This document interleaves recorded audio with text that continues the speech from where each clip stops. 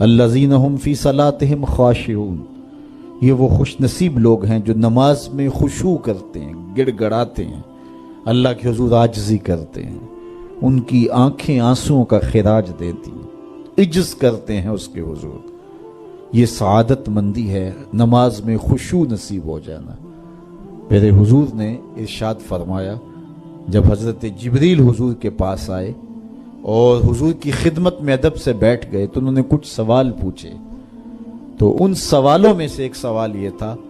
کہ حضور مجھے احسان کے بارے میں خبر دیجیے۔ تو آقا کریم نے ارشاد فرمایا کہ تو اپنے رب کی عبادت اس طرح کرے کہ تو اسے دیکھتا ہے، اور اگر یہ کیفیت پیدا نہیں ہوتی تو کم از کم یہ کیفیت پیدا ہو کہ وہ تمہیں دیکھ رہا ہے۔ تو جب یہ تصور ہوتا ہے کہ وہ ہمیں دیکھ رہا ہے تو پھر حرکات و سکانات مرتب ہو جاتی ہیں۔ ہم جاتے ہیں نا کسی جگہ پہ تو وہ کہتے ہیں جناب آپ لائیو جا رہے ہیں، تو پھر کپڑے سوار کے بیٹھ جاتے ہیں، اعضاء کا جو ہے وہ نظم قائم رکھتے ہیں کہ اتنے لوگ دیکھ رہے ہیں تو ہم اپنی حرکات و سکانات کو مرتب رکھیں، منظم رکھیں۔ تو جب لوگ دیکھ رہے ہیں تو حرکتیں منظم ہونی چاہیے، تو جب رب دیکھ رہا ہو تو پھر دل کی دھڑکن بھی بے ترتیب نہ ہونے پائے، پھر وسواس، خیالات، کیا کچھ جو انسان کی زندگی کو برباد کرتے ہیں ان سے کنارہ کشی ہو، اور اس تصور میں ڈوب جائے کہ میرا رب مجھے دیکھ رہا ہے۔ یار کسی کی ماں اس کو پیار سے دیکھ رہی ہو تو پھر وہ نشہ نہیں اترتا، باپ دیکھ رہا ہو پیار سے تو وہ اپنا رنگ ہوتا ہے، استاد شفقت سے دیکھ رہا ہو، مرشد دیکھ رہا ہو کسی کو تو پھر وہ نشہ نہیں جاتا، تو کیا تصور میں بندہ ڈوب جائے کہ میرا رب مجھے دیکھ رہا ہے۔ تو جب رب شفقت سے، محبت سے بندے کو دیکھ رہا ہے تو پھر اس کی نماز میں کیوں لذت پیدا نہیں ہوگی، کیوں سرور پیدا نہیں ہوگا، کیوں کیفیات کا جہاں آباد نہیں ہوگا۔ تو فرمایا کہ وہ پھر خشوع کرتے ہیں، گڑ گڑاتے ہیں، روتے ہیں، عجز و انکساری کرتے ہیں۔ ان کی نمازیں پھر کس انہماک کے ساتھ، کس محبت کے ساتھ، کس پیار کے ساتھ ادا ہوتی ہیں،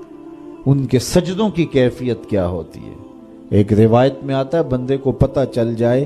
سجدے میں جو اس پر رحمتیں اترتی ہیں تو وہ سجدے سے سر ہی نہ اٹھائے، اتنی رحمتیں اس کے اوپر نازل ہو رہی ہوتی ہیں۔ تو وہ اپنی نمازوں میں خشوع کرتے ہیں، للہیت کے ساتھ، خلوص کے ساتھ، عجز و انکساری کے ساتھ، گڑ گڑاتے ہوئے، روتے ہوئے۔ اللہ اکبر۔ حضور علیہ الصلوۃ والسلام جب نماز پڑھتے تھے تو ایسے لگتا تھا جس طرح حضور کے سینے میں ہنڈیا پک رہی ہے، اس طرح حضور علیہ الصلوۃ والسلام کا جو سینہ اطہر خوف خدا سے، خشیت الہی سے جو ہے وہ اس طرح حضور کے سینے کی کیفیت تھی، ہنڈیا کے ابلنے کی جس طرح آواز ہوتی ہے۔ اللہ اپنی امت کو وصیت کرتے ہوئے فرمایا سددو، کہ تم میانہ روی اختیار کرو، تم اعتدال کی راہوں پہ گامزن رہو۔ فرمایا کہ یسرو ولا تعسرو، بشرو ولا تنفرو، چار چیزیں ارشاد فرمائی۔ کہا لوگوں کے لیے آسانیاں پیدا کرو، مشکلیں پیدا نہ کرو، لوگوں کو خوشخبری دو، لوگوں کو نفرت نہ دلاؤ۔ حضرت ابو مسعود انصاری رضی اللہ تعالیٰ عنہ فرماتے ہیں کہ مدینہ المنورہ میں ایک امام صاحب تھے جو بہت لمبی قرات کرتے تھے، تو ایک صحابی حضور کی خدمت میں ان کی شکایت لے کر آئے اور کہا کہ حضور ہمارا امام بہت لمبی قرات کرتا ہے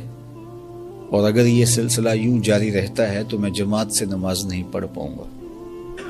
تو آقا کریم علیہ الصلوۃ والسلام شدید غصے میں آئے، بلکہ حضرت ابو مسعود انصاری رضی اللہ تعالیٰ عنہ فرماتے ہیں کہ واعظ کے باب میں نے زندگی میں حضور کے چہرے پہ اس طرح غصہ کبھی نہیں دیکھا تھا۔ تو آقا کریم علیہ الصلوۃ والسلام نے فرمایا انکم منفرون، تم لوگوں کو جو ہے وہ متنفر کر رہے ہو۔